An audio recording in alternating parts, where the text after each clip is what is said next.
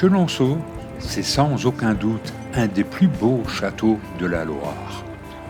Bien qu'il n'enjambe point la Loire, mais le Cher. Ce qui en fait aussi un édifice totalement atypique. Plus pont que château, ou plus château que pont. Chenonceau a été construit, transformé et aménagé par des femmes au tempérament très affirmé. Il a été construit par Catherine Brissonnet en 1513. Après, il a subi l'empreinte évidemment de Diane de Poitiers dès 1547. C'était un cadeau du roi Henri II, à Diane bien sûr. Ensuite, il a été agrandi sous Catherine de Médicis, que nous voyons là sur ce tableau. Sous Louise de Lorraine, il devient un lieu de recueillement. Ensuite, elle a été sauvegardée par Louise Dupin durant la Révolution et enfin métamorphosée par Madame Pelouse. C'est finalement le château des Dames. Nous sommes ici au premier étage de la galerie qui surplombe le Cher. Elle débouche de l'autre côté de la rivière, d'où nous avons d'ailleurs une des plus belles vues de ce château magnifique.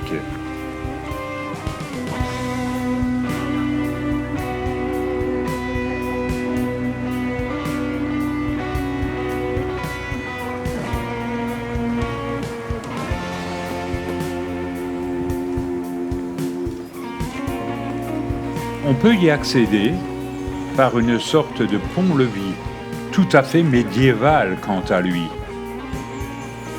Nous accédons ensuite à la cuisine reconnaissable, bien évidemment, à ses accessoires en cuivre. Un sanglier mort dans l'exercice de ses fonctions de gibier surplombe une grande cheminée. De plus, les problèmes de poubelle étaient réglés par une fenêtre bien ouverte sur le Cher. Nous passons par le salon Louis XIV. C'est une peinture de Hyacinthe Rigaud. Il y a bien entendu Diane de Poitiers et quelques meubles en marqueterie. C'est la chambre de François Ier. C'est là que nous pouvons admirer les Trois Grâces, thème ô combien classique.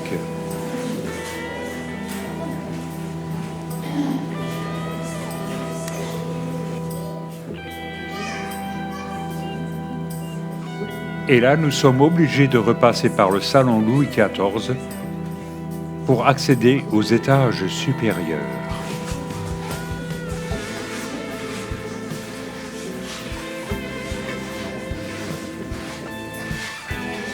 Nous gravissons un escalier dont les voûtes sont maintenues par de très jolis culs de lampe historiés, par des êtres mi-sirènes, mi-angelots. Et nous voici dans la galerie supérieure qui a été transformée en musée. Deux cheminées se font face à chaque extrémité.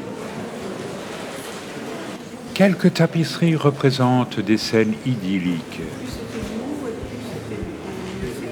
Au bout de la galerie se tient donc une deuxième cheminée.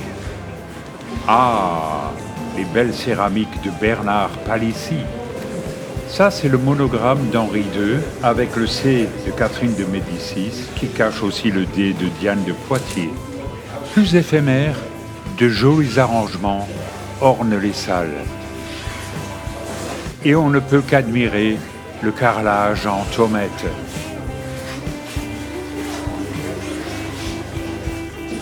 Près de l'entrée du château, une tour barbacane rappelle le Moyen-Âge. C'est la tour des Marques. Et une vue magnifique sur les jardins se dévoile à partir du balcon du château. Il y a 4 jardins principaux. Et les flots un peu glauques du Cher roulent sous nos pas.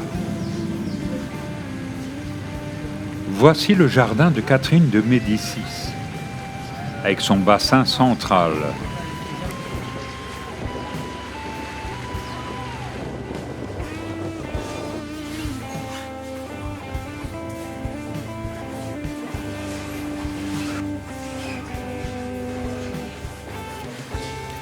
Et de repasser dans la chambre de Catherine de Médicis. De sa fenêtre, on devine les arches du château de Chenonceau sur le Cher. De là, nous rejoignons le jardin de Catherine de Médicis en passant sous la tour des Marques.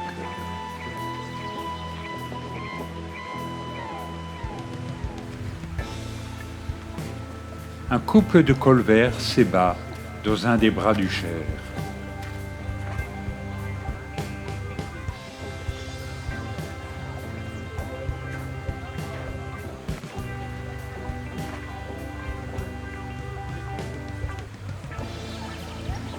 À mon humble avis, c'est en déambulant autour du jardin de Catherine de Médicis que nous avons une des plus belles vues du château de Chenonceau.